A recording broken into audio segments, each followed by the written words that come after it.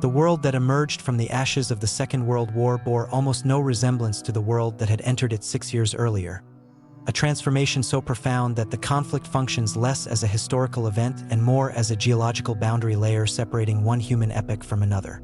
In September 1939, when German panzers crossed the Polish border, the planet was still organized around 19th century assumptions.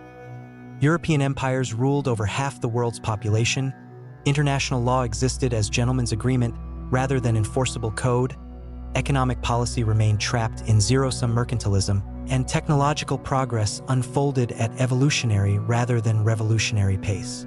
By September 1945, when the last shots fell silent in the Pacific, every one of these assumptions had been shattered and replaced by new structures whose outlines still define our 21st century reality. The war did not merely redraw maps or shift power balances. It fundamentally rewired humanity's operating system across 7 interconnected dimensions: geopolitical architecture, economic organization, legal frameworks, technological trajectories, social contracts, ethical boundaries, and collective memory. This rewiring occurred not through deliberate design but through catastrophic necessity, the recognition that the systems governing human affairs between 1919 and 1939 had catastrophically failed to prevent industrialized slaughter on unprecedented scale.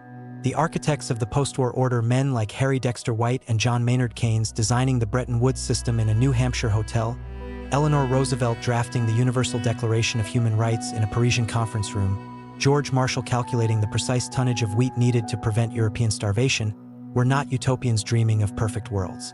They were trauma survivors applying engineering principles to social systems, asking not, what would an ideal world look like, but what minimal structures would prevent another Auschwitz, another Stalingrad, another firebombing of Tokyo? Their answers proved imperfect, often hypocritical, frequently exclusionary, but they created scaffolding sturdy enough to support 75 years of relative peace among great powers, a period of unprecedented economic growth, and the gradual expansion of human dignity to billions who had never known it.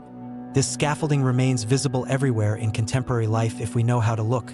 In the barcode on grocery items tracing to wartime inventory systems developed for military logistics, in the GPS coordinates guiding our commutes derived from satellite networks born from Cold War missile guidance requirements, in the antibiotics saving lives in hospitals worldwide perfected through mass production techniques developed to treat battlefield wounds, even in the very concept of human rights, invoked in courtrooms and protest marches worldwide, which emerged directly from the moral reckoning forced by concentration camp liberation. Yet this inheritance carries profound paradoxes. The same scientific collaboration that produced penicillin and radar also birthed nuclear weapons whose existence continues to shadow human civilization with existential risk. The same institutions designed to prevent great power war, the United Nations Security Council Nuclear Deterrence Doctrine, have proven powerless to stop genocides in Rwanda, Bosnia, and Darfur. The same economic systems that lifted billions from poverty also accelerated ecological destruction, threatening planetary stability. The war's legacy thus arrives not as clean inheritance, but as contested terrain where every achievement contains its own contradiction. Every solution plants seeds of future problems. Every act of liberation carries hidden costs.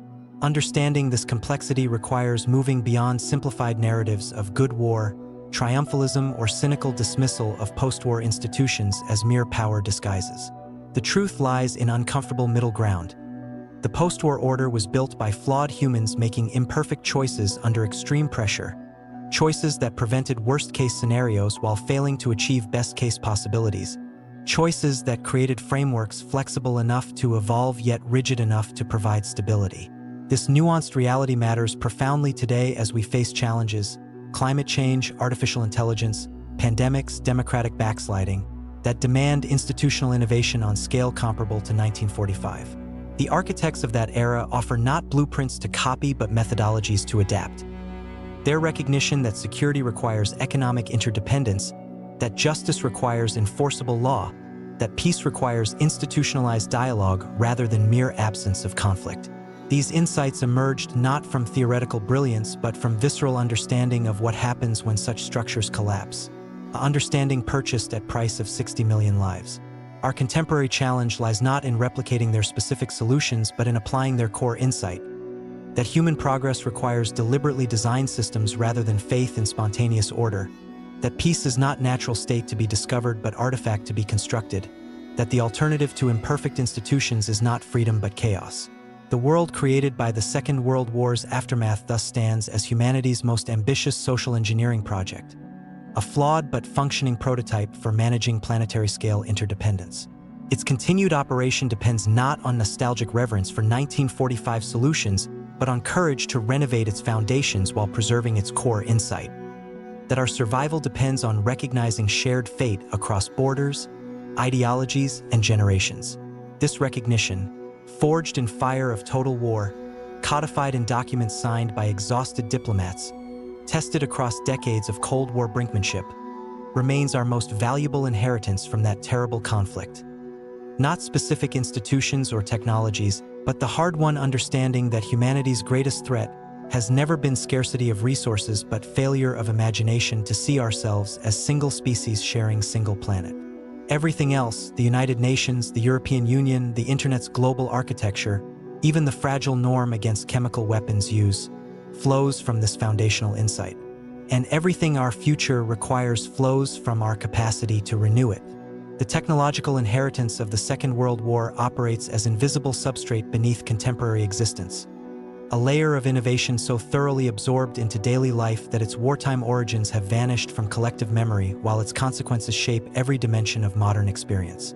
When Allied troops liberated Nazi concentration camps in 1945, they encountered not merely industrialized murder but industrialized record-keeping. Meticulous ledgers tracking prisoner arrivals, deaths, and material possessions using Hollerith punch card systems manufactured by IBM's German subsidiary.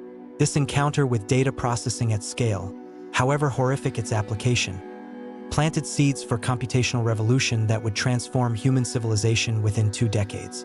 Simultaneously, British codebreakers at Bletchley Park operated Colossus, the world's first programmable electronic computer, to decrypt German Enigma messages, a machine whose vacuum tube architecture and Boolean logic principles directly informed post-war computer development at Manchester University and MIT.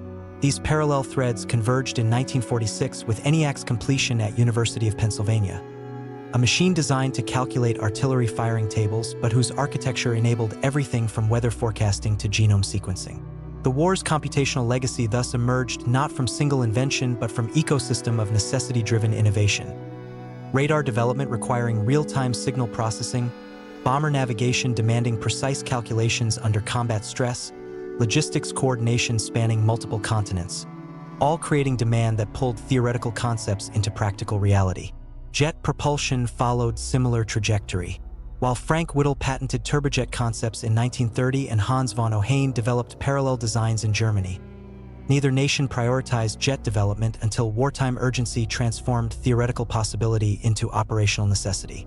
The Messerschmitt Me 262's combat deployment in 1944, however strategically marginal, proved jet propulsion's viability, triggering immediate post-war development programs that produced the de Havilland Comet, first commercial jetliner, 1952, and Boeing 707, mass air travel enabler, 1958.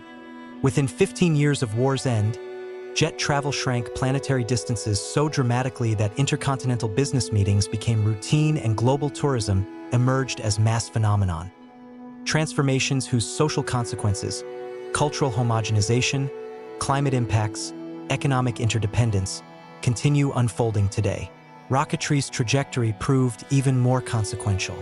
Wernher von Braun's V-2 program, responsible for 9,000 civilian deaths in London and Antwerp, represented engineering achievement divorced from moral constraint, yet its captured hardware and personnel became foundation for both American and Soviet space programs. Operation Paperclip's morally ambiguous transfer of von Braun and 1,600 German scientists to America, coupled with Soviet seizure of V-2 production facilities at Nordhausen, created dual-track rocket development that culminated in Sputnik's 1957 launch and Apollo 11's 1969 moon landing. The space race born from V-2 technology yielded satellite communications enabling global financial markets, GPS navigation transforming transportation and logistics, and Earth observation systems monitoring climate change, technologies whose peaceful applications now vastly outweigh their military origins yet remain inseparable from wartime genesis. Medical innovation followed parallel pattern of tragedy to progress transformation. Battlefield medicine's brutal laboratory, where surgeons treated unprecedented trauma volumes under primitive conditions, accelerated advances that would save countless civilian lives. Alexander Fleming's 1928 penicillin discovery remained laboratory curiosity until Oxford researchers Howard Florey and Ernst Chain developed mass production techniques in 1941 specifically to treat wounded soldiers. By D-Day in 1944, Allied forces carried penicillin in every medical kit, a decision saving tens of thousands of lives that would have been lost to infected wounds in previous wars.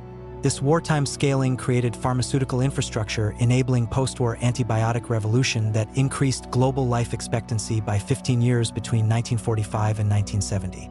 Similarly, blood transfusion techniques refined through battlefield plasma programs became foundation for modern transfusion medicine. Burn treatment protocols developed for firebombing victims informed civilian burn care. Even psychological understanding of combat trauma, initially termed shell shock, later PTSD, emerged from systematic observation of millions of soldiers exposed to industrialized warfare's psychological toll. Materials science underwent comparable transformation.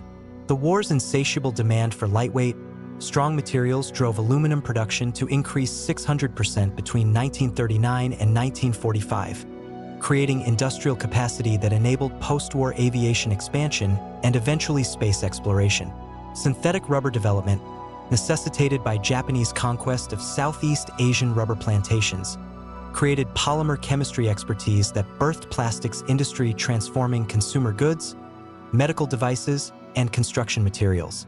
Even mundane innovations like duct tape, developed for ammunition box sealing, and instant coffee, created for soldier rations, entered civilian life as war surplus, demonstrating how total war's all-consuming nature pulled marginal technologies into mainstream existence.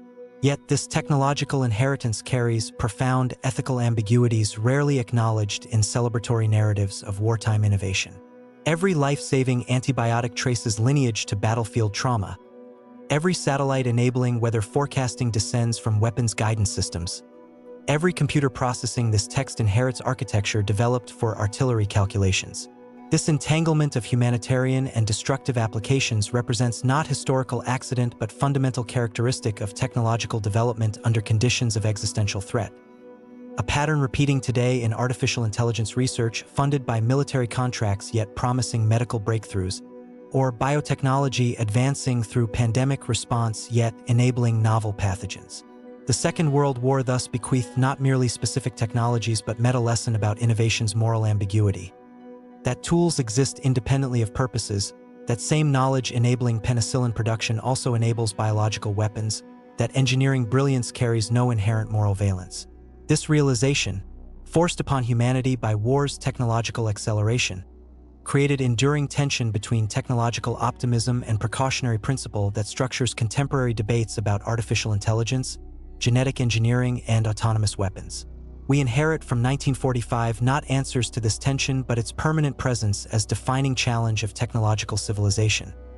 How to harness innovation's benefits while constraining its dangers when the same knowledge enables both healing and harming. The war's technological legacy thus functions as double-edged inheritance. Tools of unprecedented power coupled with wisdom insufficient to wield them responsibly. A gap between capability and judgment that remains our era's central challenge. The computers calculating climate models also simulate nuclear winter. The satellites monitoring deforestation also guide precision munitions. The genetic sequencing identifying disease vulnerabilities also enables designer pathogens. This duality was not created by the war but revealed by it. The recognition that technological progress does not automatically align with moral progress, that capability expansion without wisdom expansion creates existential risk. Our contemporary task lies not in rejecting wartime-born technologies but in developing ethical frameworks capable of guiding their application. A task made urgent by recognition that next technological leaps, artificial general intelligence, synthetic biology, nanotechnology, may arrive with less warning than jet engines or computers, leaving less time for ethical adaptation. The war's technological inheritance thus arrives not as gift but as responsibility. The obligation to develop moral imagination matching our technical capability, to build governance structures evolving as rapidly as innovation itself, to recognize that tools amplify human intention rather than determining outcomes. This insight, forged in fire of total war's technological acceleration, remains our most valuable inheritance from that era. Not specific machines or methods, but hard-won understanding that technology serves humanity only when deliberately guided by ethical constraint, that progress measured solely in capability expansion without parallel wisdom expansion leads not to utopia but to catastrophe. Everything else, the internet, space travel, medical miracles, flows from this foundational insight. And everything our future requires flows from our capacity to renew it. The geopolitical architecture erected in war's aftermath represented humanity's most ambitious attempt to institutionalize peace through deliberately designed structures rather than reliance on balance of power mechanics that had failed catastrophically twice within 30 years. The League of Nations collapse demonstrated that international cooperation required not merely good intentions but enforceable mechanisms, material incentives, and power alignment. Lessons absorbed by wartime planners who designed United Nations system with explicit provisions for great power management through Security Council veto authority. This pragmatic recognition that peace required accommodating power realities rather than pretending they didn't exist created institution flawed yet functional, capable of preventing great power war through Cold War's nuclear brinkmanship while failing to stop numerous regional conflicts. Simultaneously, wartime alliance structures evolved into permanent security architectures. NATO's 1949 formation institutionalized American security guarantee to Europe, ending continent's cycle of intra-European wars that had consumed 70 million lives since 1800. Warsaw Pact's 1955 creation formalized Soviet sphere of influence in Eastern Europe, freezing territorial arrangements until 1989. These bipolar structures imposed stability through division, a peace purchased at cost of Eastern European subjugation yet preventing Third World War during nuclear age's most dangerous decades. Decolonization represented war's most transformative geopolitical consequence, though not by design. European powers entered conflict controlling 84% of global land area. They emerged economically shattered, morally compromised by Nazi collaboration in some cases, and facing liberation movements empowered by wartime rhetoric of freedom. Indian independence in 1947 triggered cascade that saw 80 new nations emerge between 1945 and 1975, transformations whose consequences continue unfolding in contemporary migration patterns, resource conflicts, and cultural exchanges.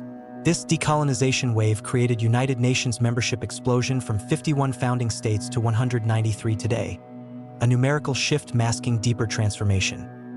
Global governance institutions designed by and for Western powers suddenly required accommodating voices from Africa, Asia, and Latin America demanding recognition of different development paths, cultural values, and historical experiences. The Cold War that emerged from wartime alliances' collapse represented not inevitable ideological conflict but contingent outcomes shaped by specific decisions. Stalin's imposition of communist regimes in Eastern Europe despite Yalta assurances of free elections. Truman's abandonment of Roosevelt's cooperation vision following 1946 Kennan-Long telegram analysis. Marshall Plan's economic reconstruction excluding Soviet sphere, cementing division. These choices created bipolar world whose nuclear standoff prevented direct superpower conflict yet exported violence to proxy battlefields in Korea, Vietnam, Angola, and Afghanistan. Conflicts killing 15 million people while great powers remained technically at peace. This paradox, simultaneous prevention of world war and proliferation of regional conflicts, defined Cold War's moral ambiguity and established pattern repeating in contemporary great power competition where direct confrontation remains unlikely yet proxy conflicts proliferate in Ukraine, Syria, Yemen. European integration emerged as war's most successful institutional innovation, a process transforming continent from perpetual war zone into zone of institutionalized cooperation. Jean Monnet's insight that economic interdependence could prevent future Franco-German conflict materialized in 1951 European Coal and Steel Community, whose success bred European Economic Community, 1957, and eventually European Union, 1993. This integration project, born from recognition that national sovereignty alone could not prevent industrialized warfare, created a continent where French and German citizens now share currency, open borders, and common institutions unimaginable in 1945. Yet this success carries contemporary vulnerabilities. Integration's technocratic character bred democratic deficits exploited by populist movements. Economic disparities between North and South created tensions tested during 2010 Euro crisis. Migration pressures from war-torn regions exposed limits of solidarity. These challenges reveal European integration not as finished project but ongoing experiment in transcending Westphalian state system. An experiment whose ultimate success or failure will determine whether war's most valuable geopolitical lesson, that interdependence prevents conflict, remains viable in 21st century. Asia's post-war order followed different trajectories shaped by Pacific War's distinct character.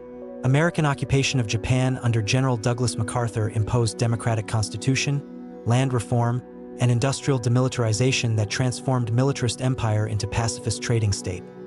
Transformation so complete that Article 9 renouncing war as sovereign right remains politically untouchable despite contemporary security challenges. Simultaneously, Chinese Civil War's conclusion with communist victory in 1949 created bifurcated Asian order.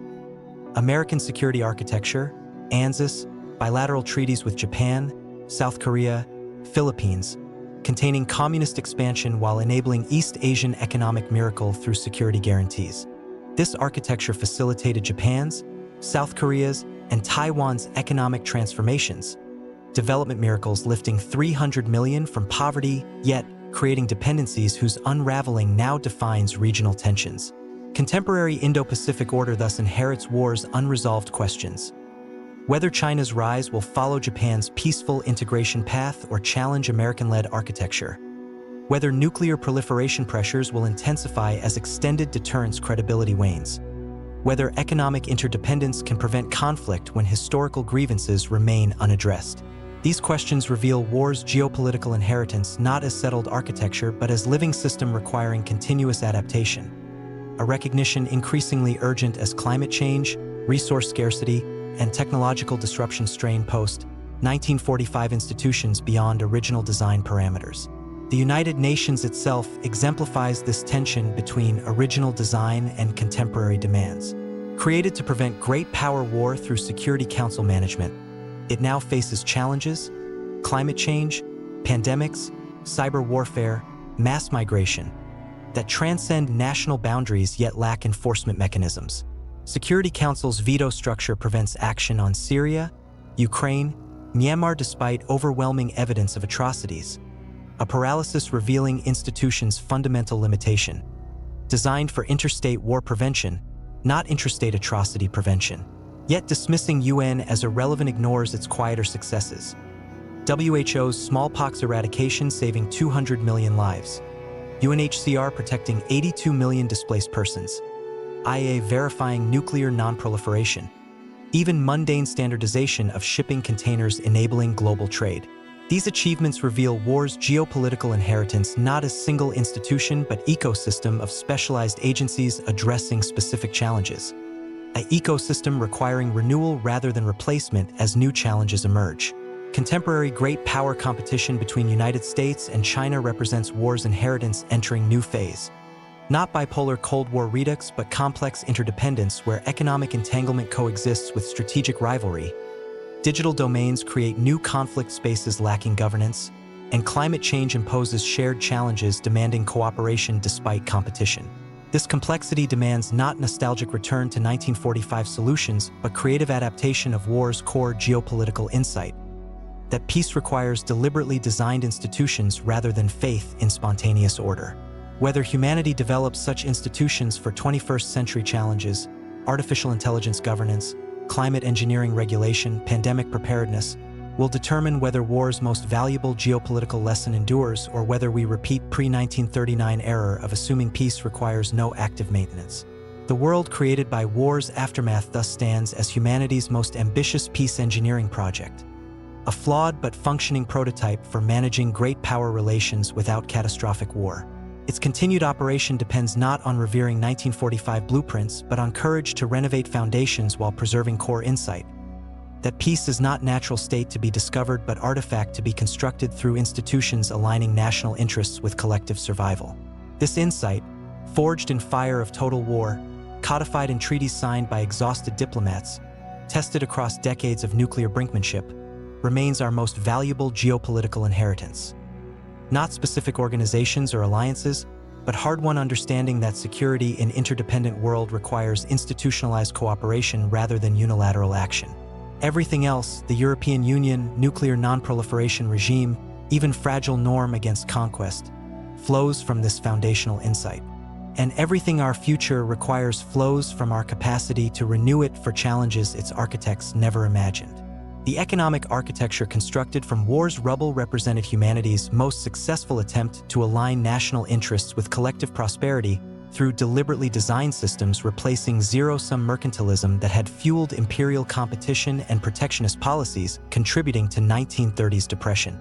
The Bretton Woods Conference of July 1944, where 730 delegates from 44 nations gathered at Mount Washington Hotel in New Hampshire, created institutional triad, International Monetary Fund, World Bank, General Agreement on Tariffs and Trade, designed to prevent three specific failures perceived as war causes: competitive currency devaluations triggering trade wars, absence of lender of last resort for countries facing balance of payments crises, and protectionist policies strangling global commerce.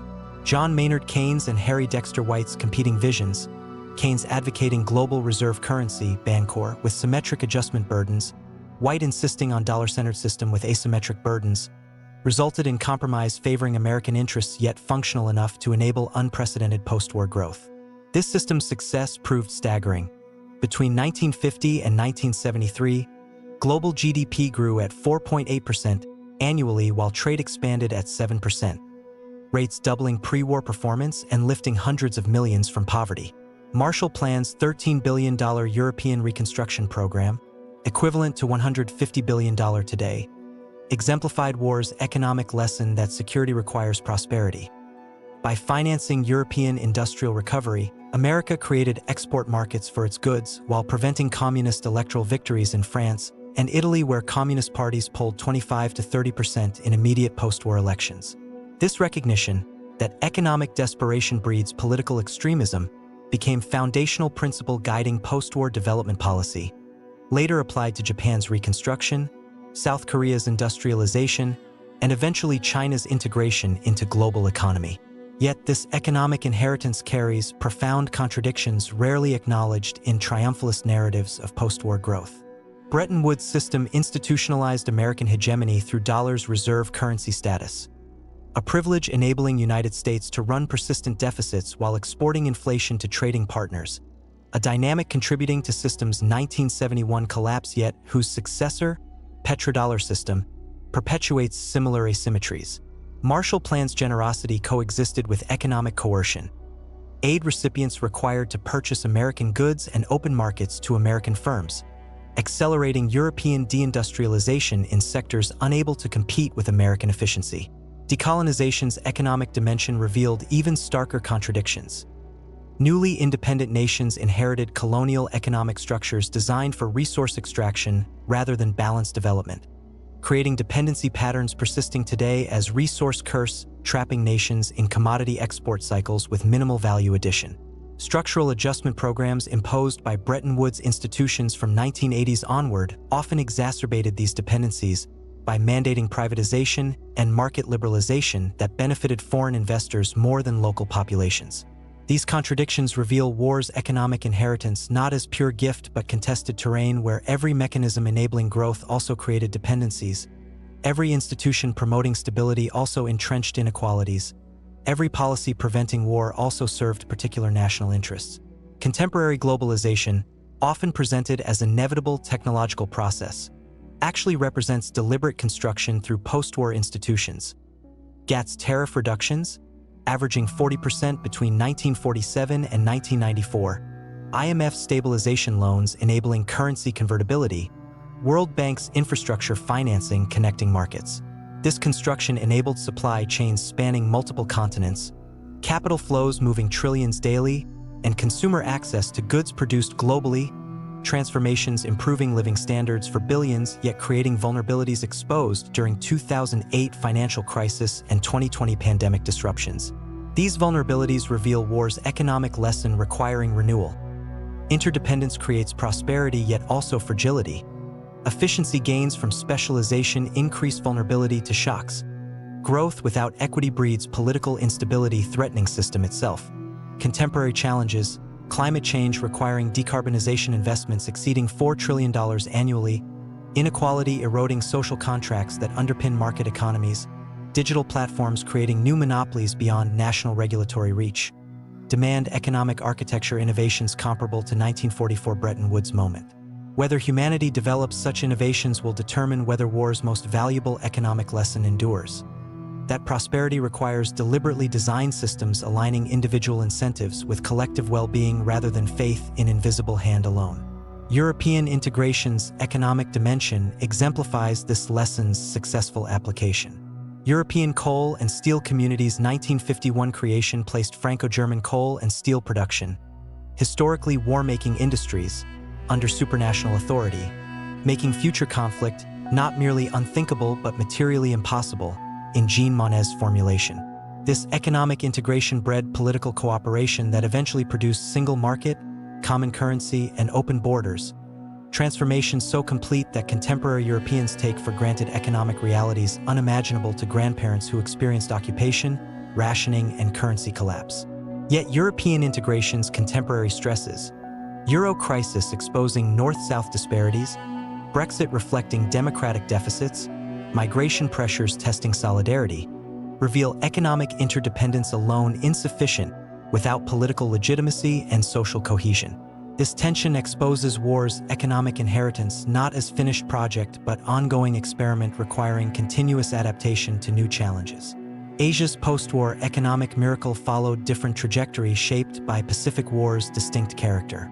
American occupation transformed Japan from militarist empire into export-oriented economy through land reform breaking feudal agriculture, Zaibatsu dissolution enabling competitive capitalism, and security guarantee freeing resources from military spending. This model replicated across East Asia, South Korea's state-directed industrialization, Taiwan's export processing zones, Singapore's strategic port development, creating region where 400 million lifted from poverty between 1960 and 2000. Yet this miracle carried hidden costs. Authoritarian governance often justified as necessary for development discipline. Environmental degradation sacrificed for growth. Labor exploitation normalized as competitive necessity.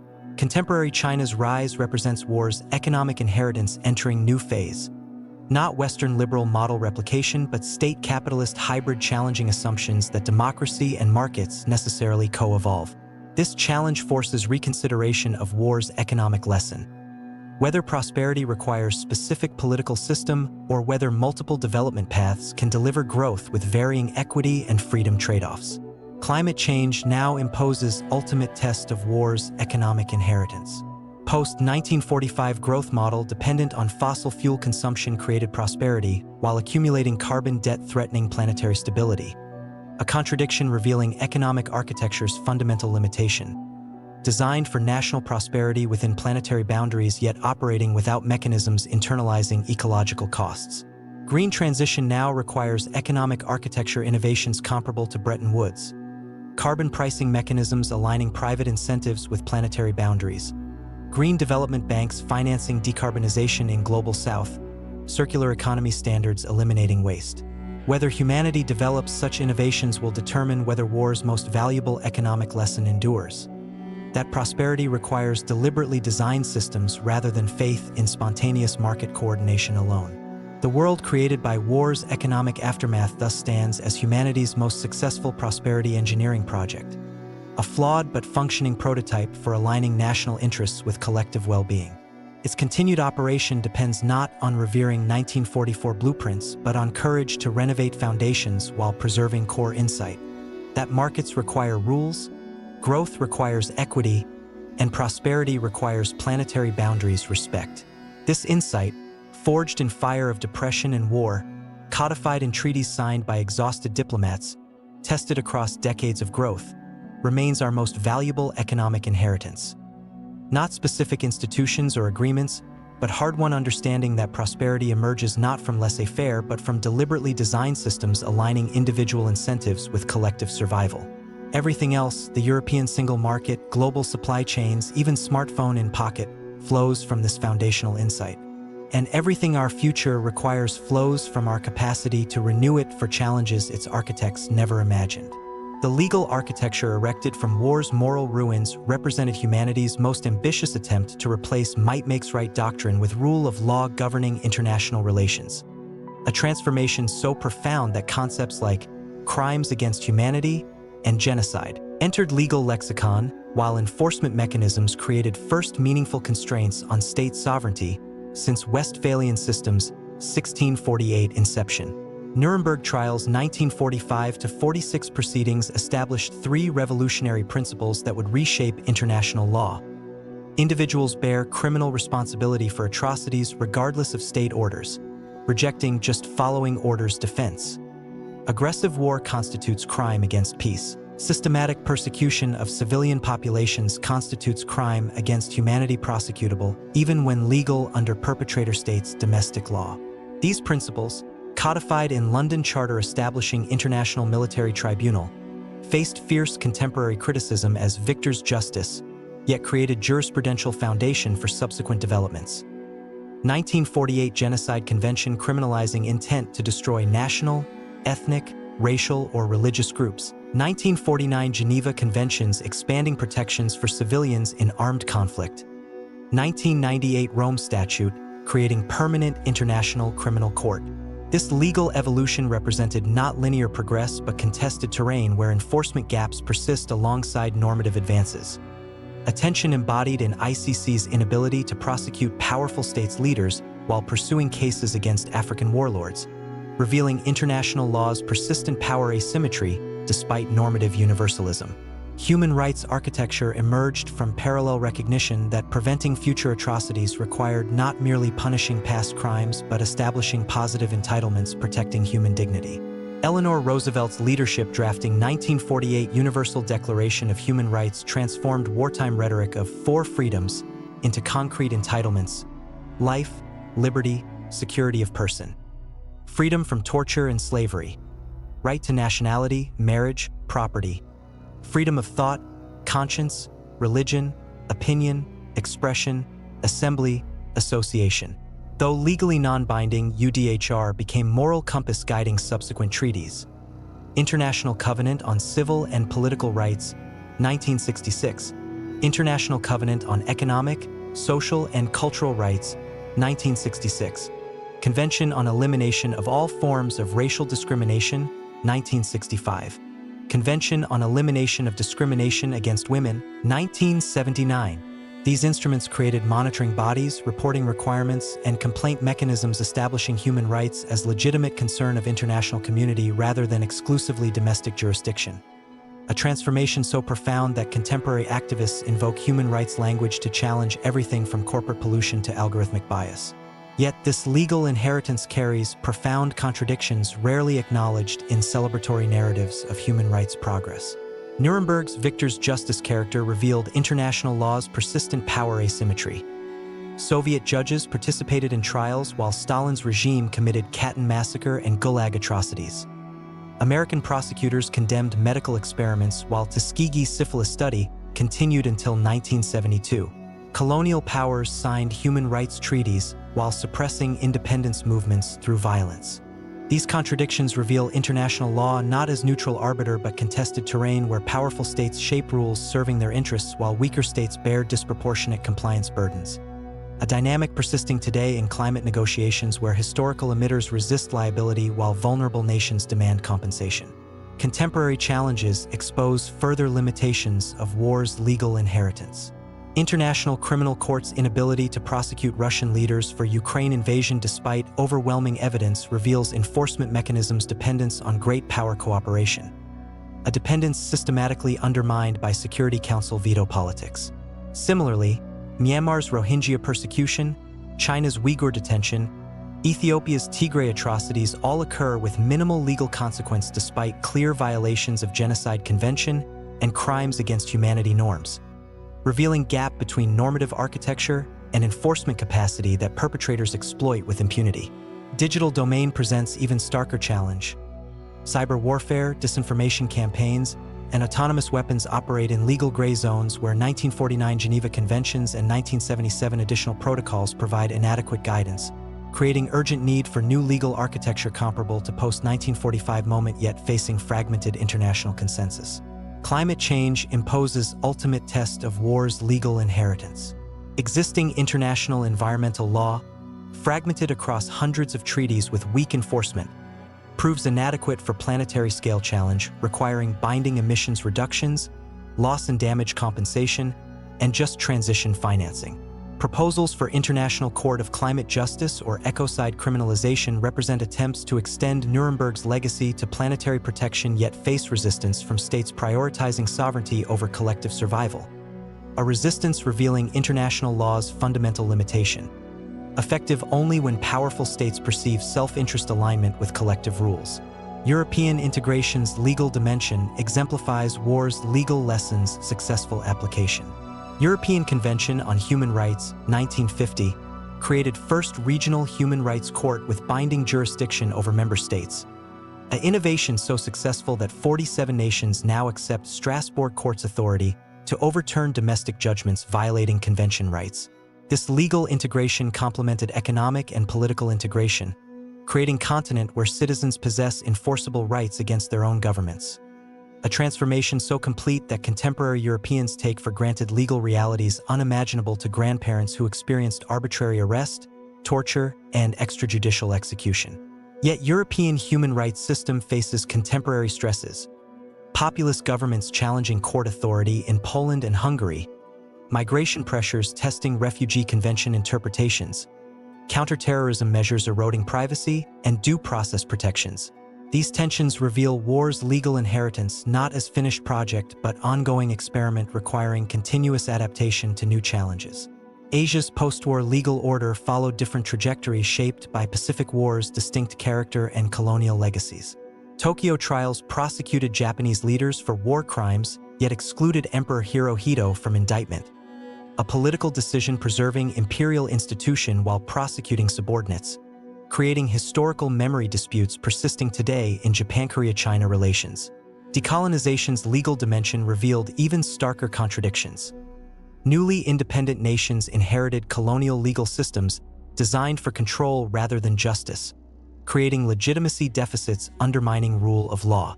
Contemporary Asia thus exhibits fragmented legal architecture. ASEAN's non-interference principle preventing regional human rights enforcement. China's rejection of universal human rights in favor of Asian values discourse. Japan's pacifist constitution increasingly contested amid regional security challenges. These variations reveal war's legal inheritance not as universal template but adaptable framework whose implementation reflects regional histories and power configurations. Contemporary great power competition represents war's legal inheritance entering new phase. Not Cold War's ideological contest but systemic rivalry, where China challenges liberal international order's normative foundations, while Russia weaponizes legal ambiguity through hybrid warfare tactics exploiting gaps in international humanitarian law. This contest forces reconsideration of war's legal lesson. Whether rules-based order requires universal values or accommodates civilizational pluralism, whether sovereignty remains sacrosanct or yields to responsibility to protect doctrine, whether enforcement requires hegemonic power or emerges from networked governance. Climate change and artificial intelligence now impose ultimate tests of war's legal inheritance. Existing frameworks lack mechanisms addressing transboundary harms where perpetrator and victim states differ, or regulating technologies whose development outpaces legal adaptation. Green transition requires legal innovations comparable to Nuremberg moment. Ecocide criminalization establishing individual liability for planetary harm, climate reparations mechanisms addressing historical responsibility, planetary boundaries codified as legal constraints on state and corporate behavior.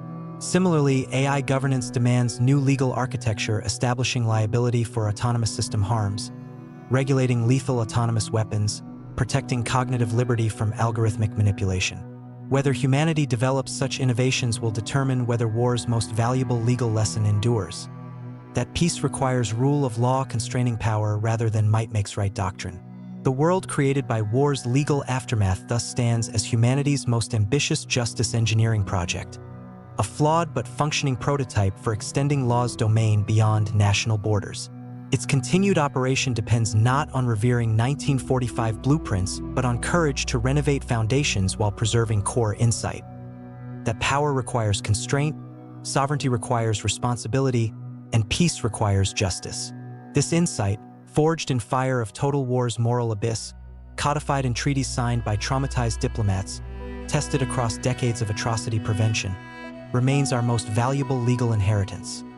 Not specific courts or conventions, but hard-won understanding that law must evolve to constrain emerging forms of power threatening human dignity. Everything else, the International Criminal Court, European Court of Human Rights, even smartphone privacy settings, flows from this foundational insight.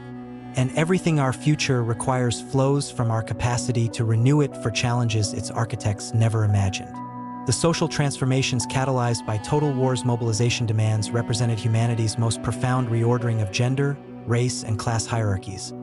A revolution not planned by elites but forced by necessity that permanently altered social contracts across industrialized world.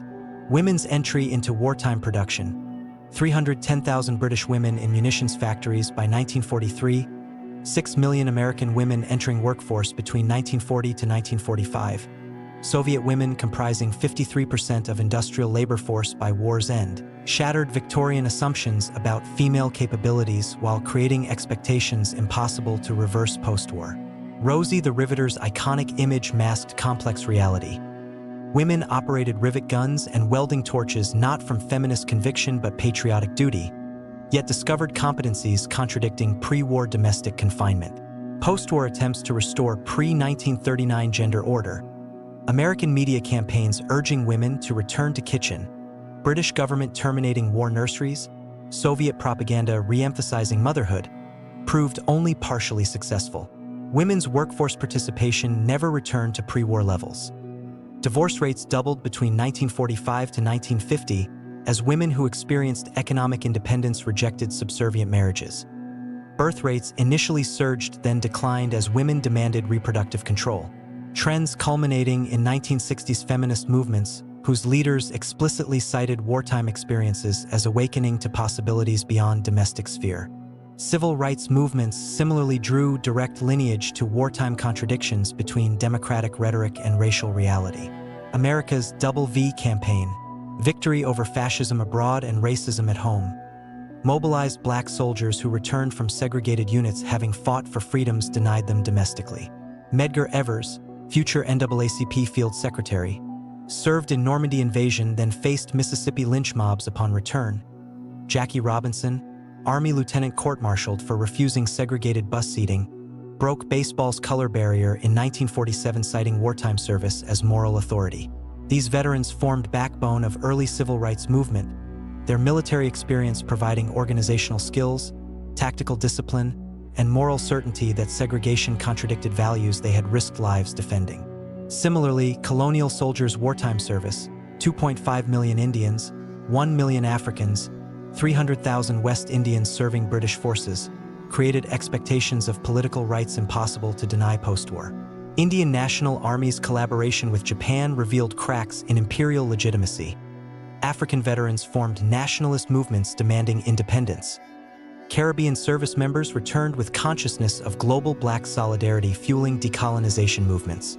These social transformations revealed war's paradoxical character.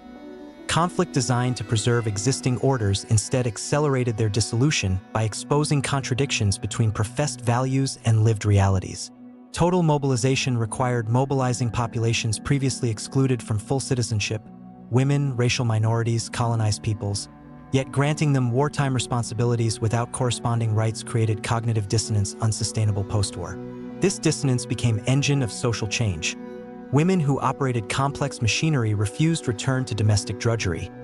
Black soldiers who fought Nazis refused Jim Crow subjugation.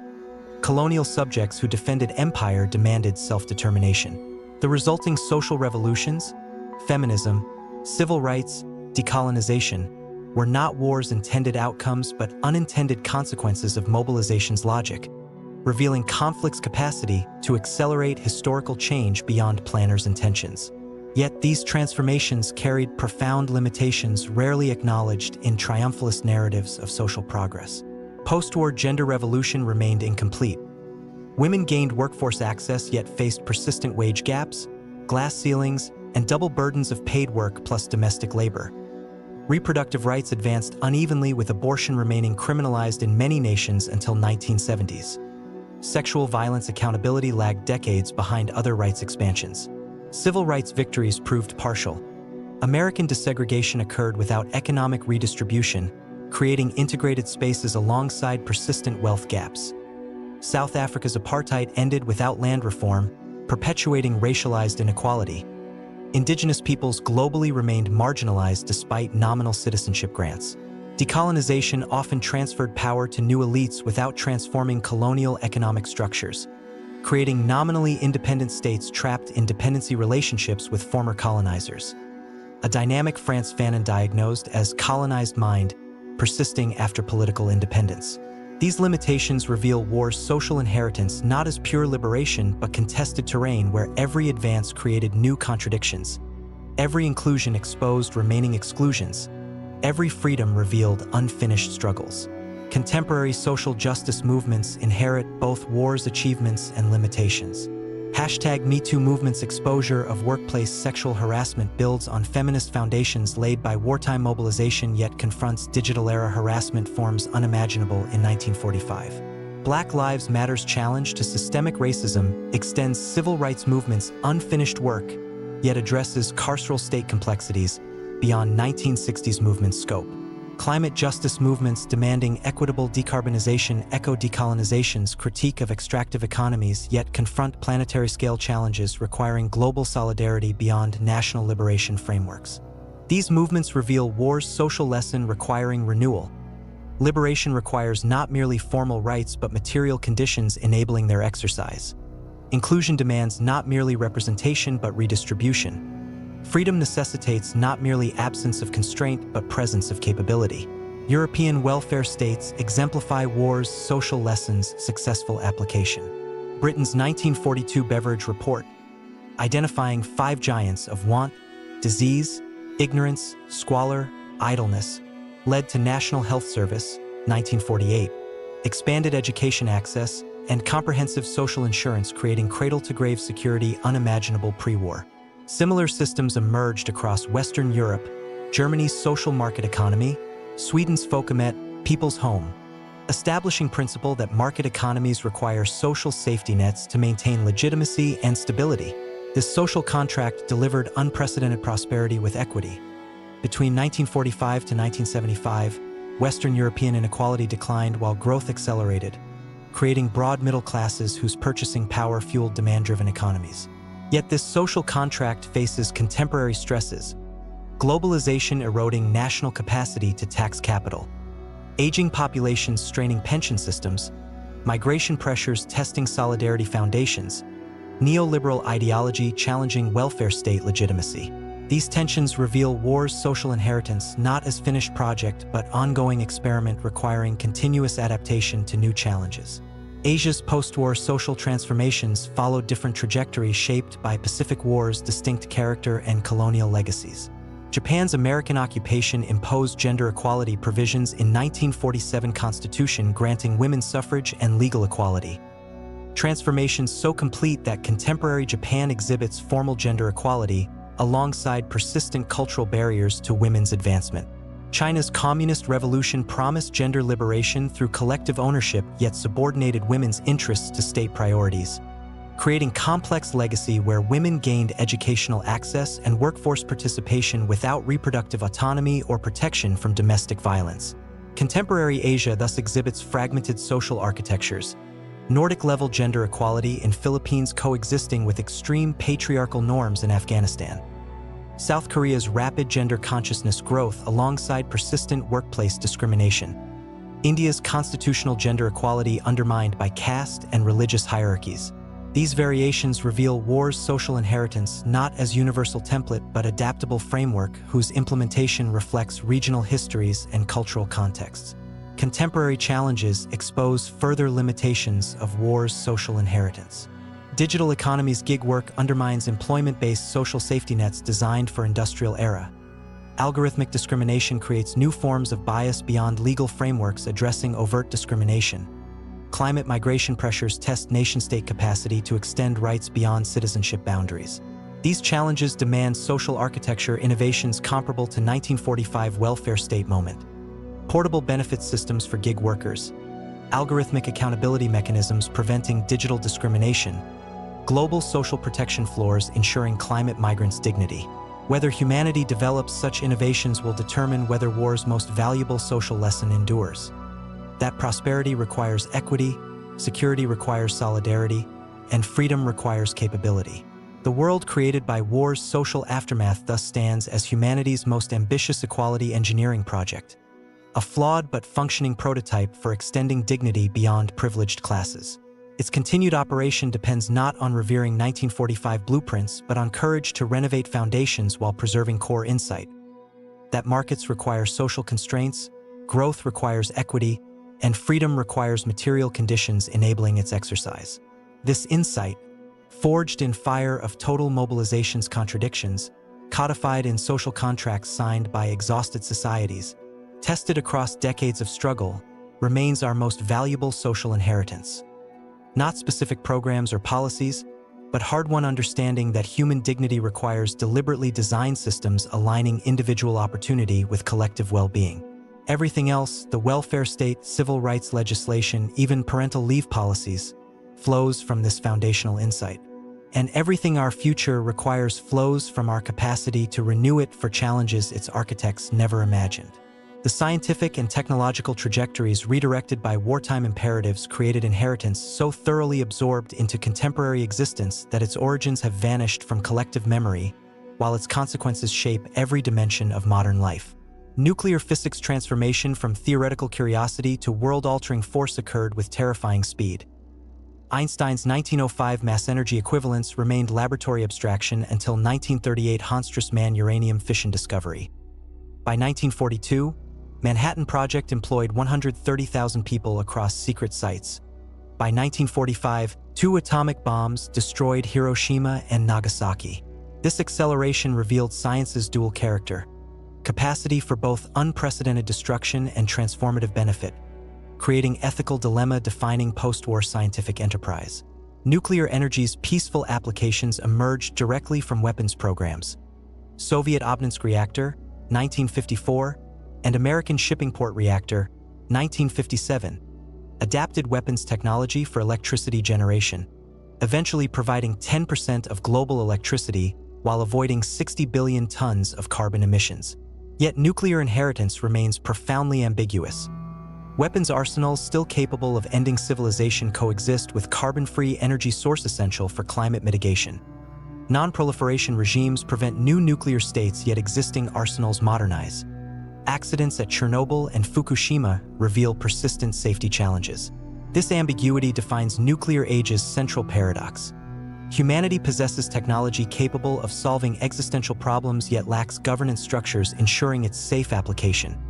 A gap between capability and wisdom that remains our era's defining challenge. Space exploration followed parallel trajectory of military origins yielding civilian benefits. Wernher von Braun's V-2 rockets, killing 9,000 civilians while advancing rocketry, became foundation for both Soviet Sputnik, 1957, and American Apollo program, 1961 to 1972. This dual-use character persisted through Cold War. ICBMs designed for nuclear delivery-enabled satellite launches. Reconnaissance satellites monitoring missile deployments also observed Earth's climate systems. Space station technologies developed for military purposes enabled International Space Station's scientific research. Contemporary space economy, GPS navigation guiding daily commutes, weather satellites forecasting storms, communication satellites enabling global connectivity, descends directly from weapons programs yet serves overwhelmingly peaceful purposes. This transformation reveals war's scientific inheritance not as linear progression but dialectical process where destructive applications seed constructive ones through institutional redirection. A pattern repeating today in artificial intelligence research funded by military contracts yet promising medical breakthroughs. Computing's trajectory exemplifies this pattern most dramatically. Alan Turing's theoretical work on computability, 1936, remained abstract until Bletchley Park's Colossus, 1943, applied it to code breaking. John von Neumann's EDVAC architecture, 1945, designed for ballistics calculations, became foundation for all modern computers. Within 20 years, machines calculating artillery trajectories enabled weather forecasting, saving millions from storms, medical imaging diagnosing diseases invisible to naked eye, and global communications shrinking planetary distances. Yet computing's inheritance carries profound ethical ambiguities. Same architectures enabling climate modeling also simulate nuclear winter. Algorithms diagnosing cancer also enable autonomous weapons. Networks connecting humanity also spread disinformation. This duality was not created by war but revealed by it. The recognition that scientific knowledge carries no inherent moral valence, that tools amplify human intention rather than determining outcomes. Medicine's wartime acceleration created inheritance, saving countless lives while raising ethical questions persisting today. Alexander Fleming's 1928 penicillin discovery remained laboratory curiosity until Oxford researchers Howard Florey and Ernst Chain developed mass production techniques in 1941 specifically to treat wounded soldiers. By D-Day in 1944, Allied forces carried penicillin in every medical kit, a decision saving tens of thousands of lives that would have been lost to infected wounds in previous wars. This wartime scaling created pharmaceutical infrastructure, enabling post-war antibiotic revolution that increased global life expectancy by 15 years between 1945 and 1970. Similarly, blood transfusion techniques refined through battlefield plasma programs became foundation for modern transfusion medicine. Burn treatment protocols developed for firebombing victims informed civilian burn care. Psychological understanding of combat trauma, initially termed shell shock, later PTSD, emerged from systematic observation of millions of soldiers exposed to industrialized warfare's psychological toll. Yet medical inheritance carries profound ethical ambiguities rarely acknowledged in celebratory narratives of wartime innovation. Nazi medical experiments on concentration camp prisoners, though scientifically worthless due to methodological flaws, forced post-war development of Nuremberg Code, 1947, establishing informed consent as non-negotiable research requirement. This ethical framework now protects research subjects globally yet faces new challenges from gene editing technologies, AI-driven clinical trials, and pandemic-era accelerated approvals. Challenges requiring ethical innovation comparable to 1947 moment. Contemporary biotechnology represents war's scientific inheritance entering new phase. Not weapons applications driving innovation, but pandemic response accelerating mRNA vaccine development, AI protein folding solving decades-old challenges, CRISPR gene editing promising cures for genetic diseases. These advances carry dual-use dilemmas mirroring nuclear age. Same technologies curing diseases could enable designer pathogens. Same AI diagnosing cancer could optimize bioweapons. Same gene drives eliminating malaria could disrupt ecosystems. These dilemmas reveal war's scientific lesson requiring renewal. Knowledge requires ethical constraint, innovation requires governance, capability requires wisdom. Climate science exemplifies war's scientific inheritance's most urgent contemporary application.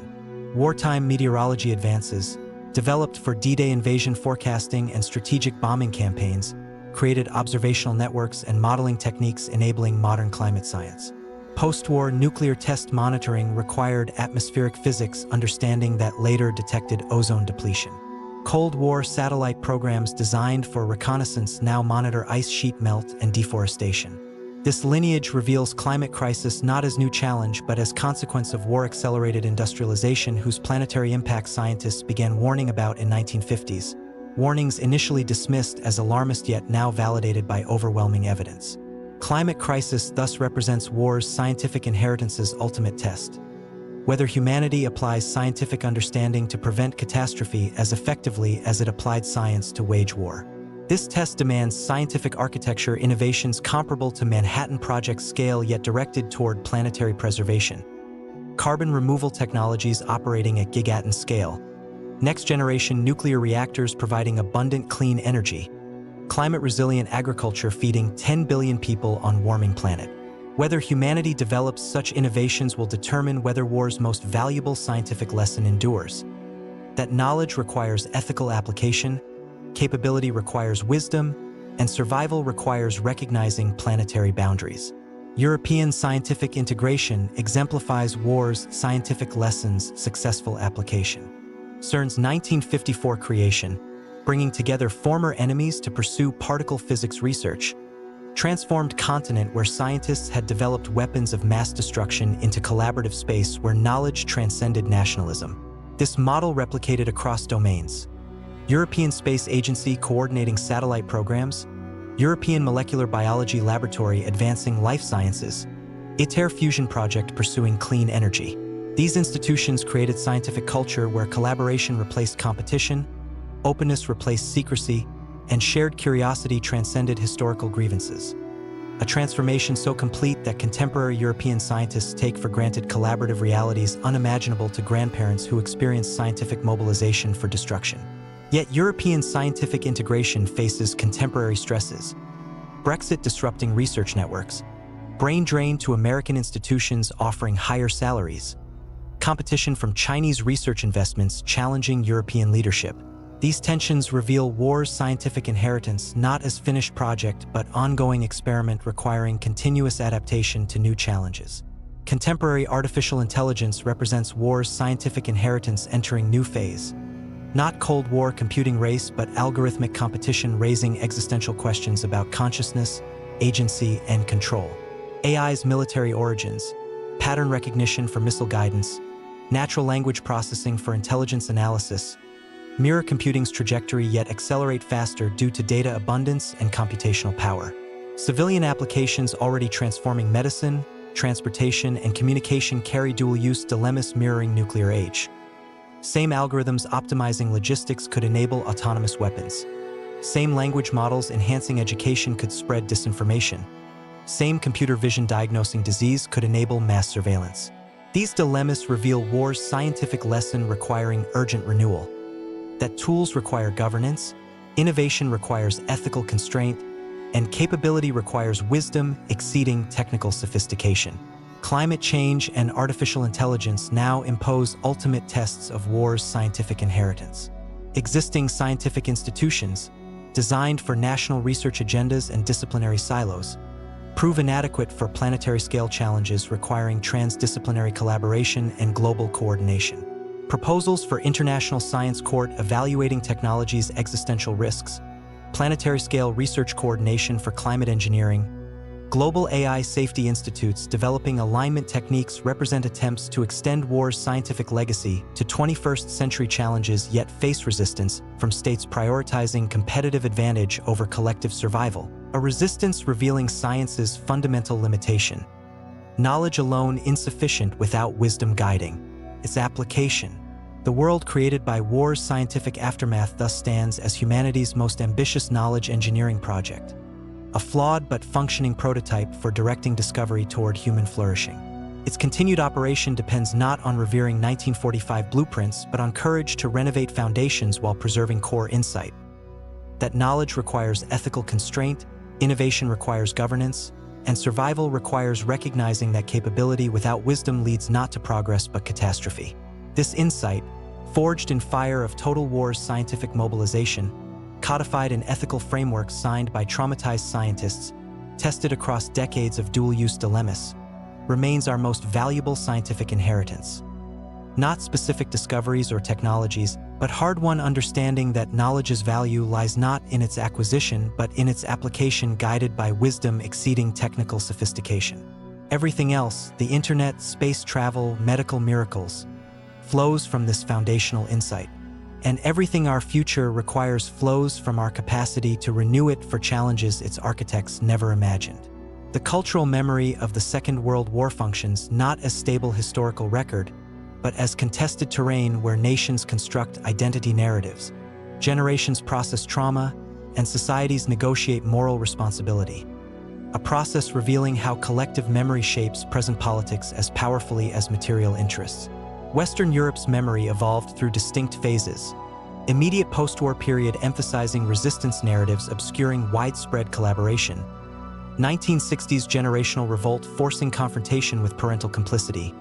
1980s historic-restrite debates in Germany establishing Holocaust as civilizational rupture requiring perpetual remembrance. Contemporary era where memory institutions, museums, memorials, education curricula, embed Holocaust remembrance as European identity cornerstone.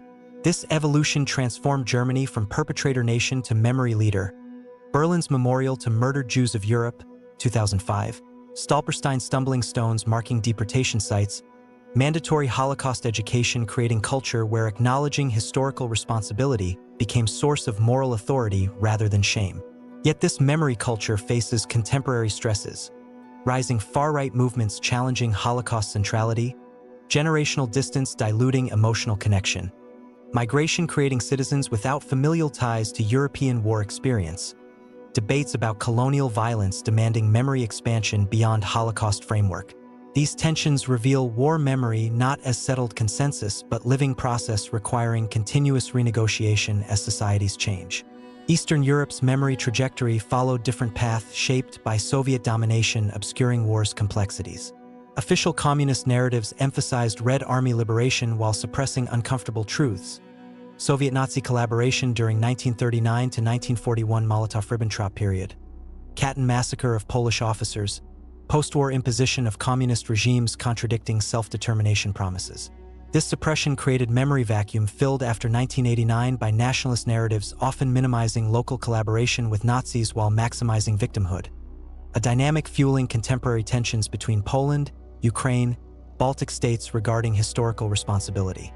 Recent Russian weaponization of war memory, invoking denazification to justify Ukraine invasion, reveals memory's geopolitical potency when divorced from historical accuracy.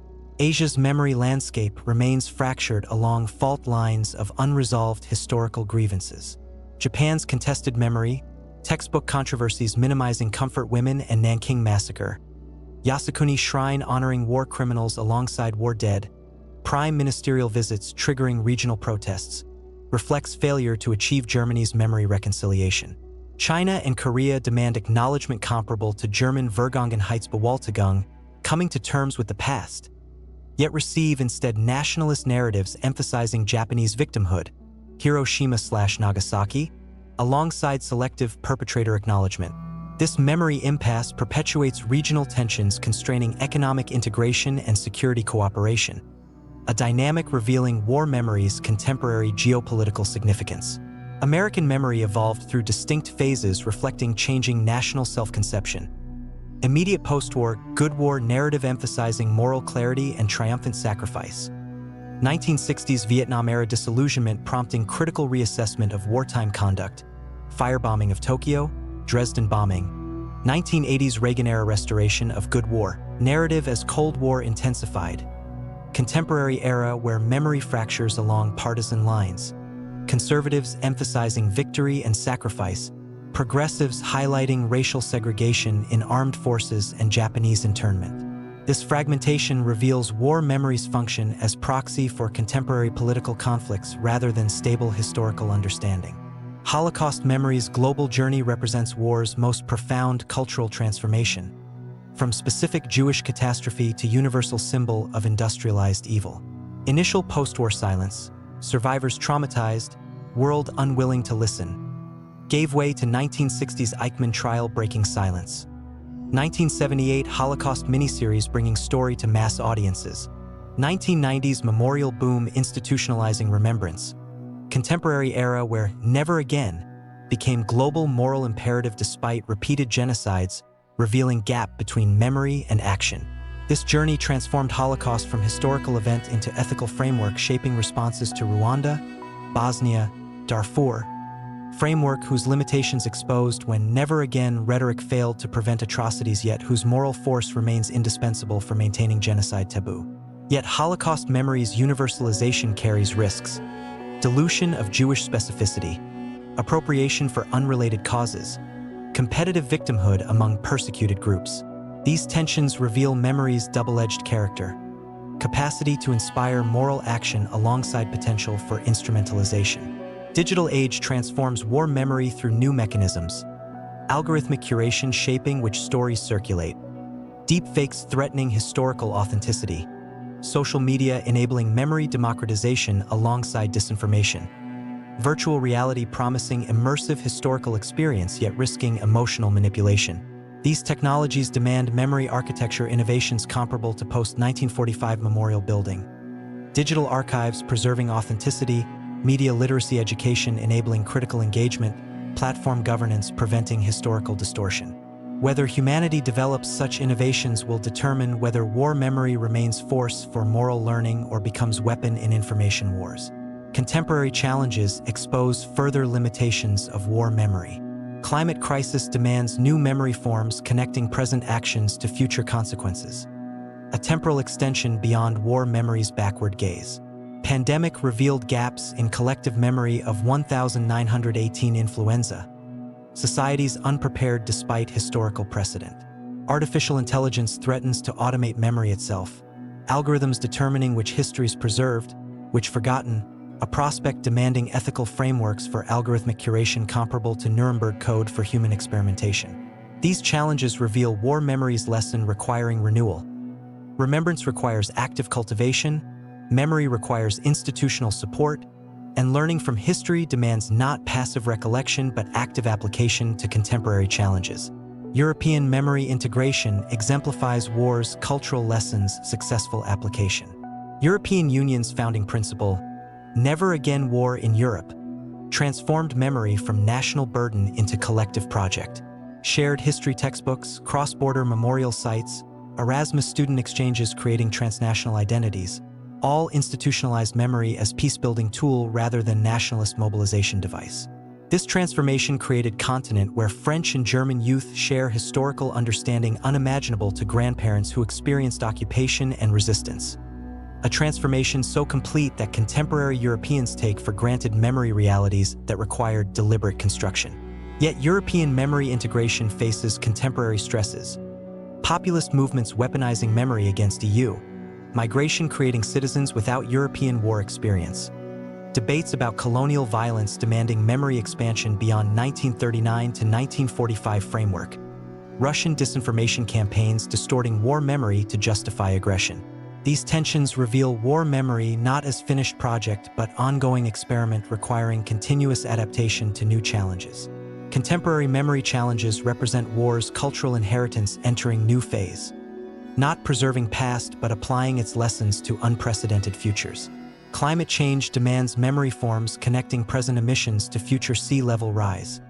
A temporal extension requiring new narrative techniques. Artificial intelligence demands memory forms preserving human agency in increasingly automated world. Pandemics demand memory forms maintaining preparedness between outbreaks. These challenges require memory architecture innovations comparable to post-1945 memorial building yet adapted to digital age's complexities. Whether humanity develops such innovations will determine whether war's most valuable cultural lesson endures. That memory requires active cultivation, remembrance requires institutional support, and learning from history demands not passive recollection but active application to contemporary challenges. The world created by war's cultural aftermath thus stands as humanity's most ambitious memory engineering project, a flawed but functioning prototype for transforming trauma into moral learning. Its continued operation depends not on revering 1945 memory forms but on courage to renovate foundations while preserving core insight, that societies forgetting past atrocities risk repeating them, that memory requires active cultivation rather than passive inheritance, and that learning from history demands not merely remembering but applying lessons to contemporary challenges. This insight, forged in fire of total war's moral abyss, codified in memorials built by survivors, tested across decades of genocide prevention attempts, remains our most valuable cultural inheritance. Not specific museums or curricula, but hard-won understanding that memory's value lies not in accurate recollection alone but in moral learning guiding present action. Everything else, the Holocaust memorials, war museums, even never again rhetoric, flows from this foundational insight. And everything our future requires flows from our capacity to renew it for challenges its architects never imagined.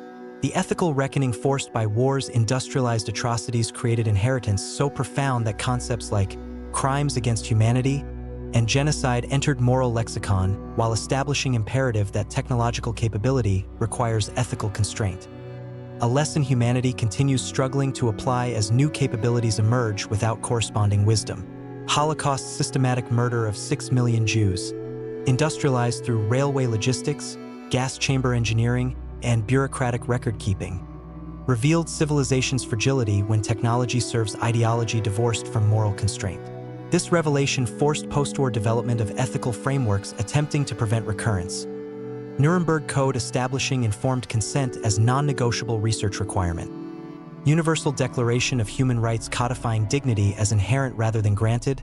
Genocide Convention criminalizing intent to destroy groups. These frameworks represented not theoretical abstractions but trauma responses, moral architecture constructed from Auschwitz's ashes to prevent repetition. Yet this ethical inheritance carries profound limitations rarely acknowledged in triumphalist narratives of moral progress. Nuremberg's victor's justice character revealed ethics' persistent power asymmetry. Soviet judges participated while Stalin's regime committed Katyn massacre. American prosecutors condemned medical experiments while Tuskegee's syphilis study continued. Colonial powers signed human rights treaties while suppressing independence movements through violence.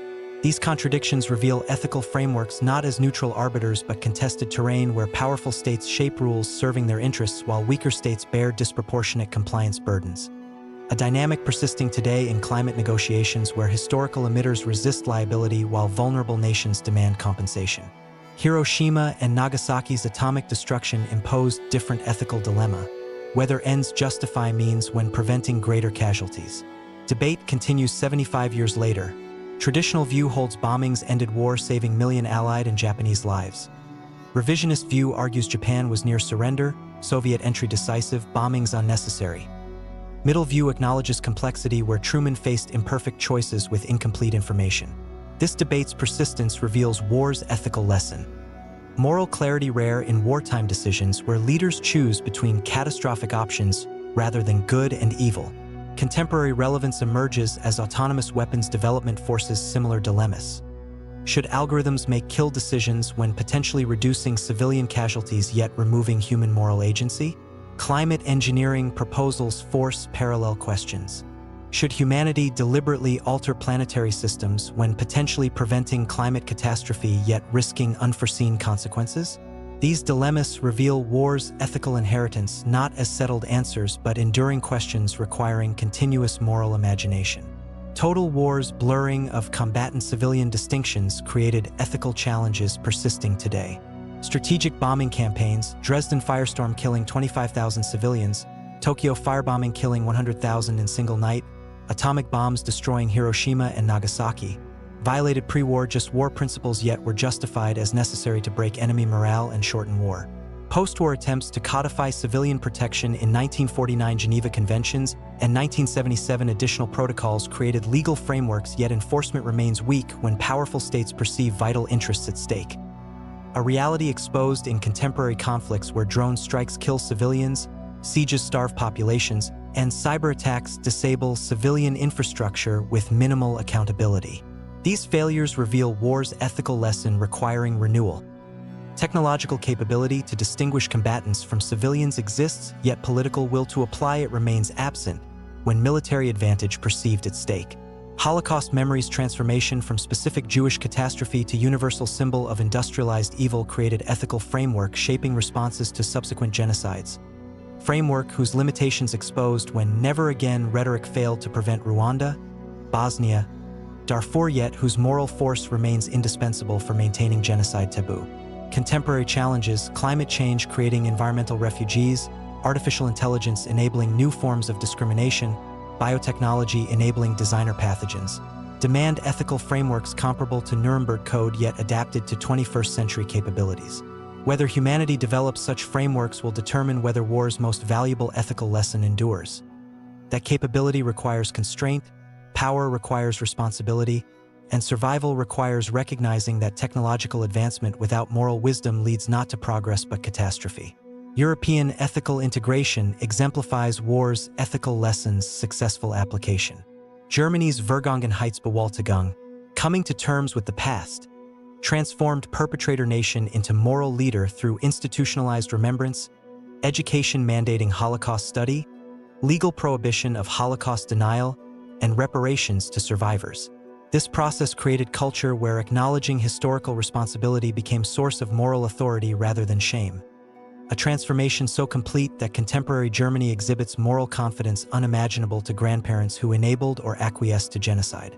Yet European ethical integration faces contemporary stresses, rising far-right movements challenging Holocaust centrality, generational distance diluting emotional connection, migration creating citizens without familial ties to European war experience, debates about colonial violence demanding ethical expansion beyond Holocaust framework.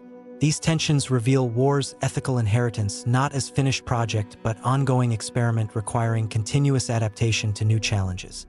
Contemporary ethical challenges represent war's inheritance entering new phase, not applying 1945 frameworks to new contexts but developing new frameworks for capabilities its architects never imagined. Artificial intelligence demands ethical frameworks addressing algorithmic bias, autonomous weapons, and cognitive liberty. Challenges requiring moral imagination exceeding Nuremberg Code's scope yet building on its core insight that technology requires ethical constraint. Climate change demands intergenerational ethics recognizing obligations to future generations lacking political representation. A temporal extension of human rights framework requiring new moral categories. Pandemics demand global health ethics balancing individual liberty against collective survival. A tension exposed during COVID-19 yet requiring frameworks beyond wartime emergency powers. These challenges reveal war's ethical lesson requiring urgent renewal. That capability without wisdom leads to catastrophe, that power without responsibility destroys trust, and that survival requires recognizing planetary boundaries as ethical constraints. The world created by war's ethical aftermath thus stands as humanity's most ambitious moral engineering project, a flawed but functioning prototype for constraining power through ethical frameworks. Its continued operation depends not on revering 1945 blueprints but on courage to renovate foundations while preserving core insight.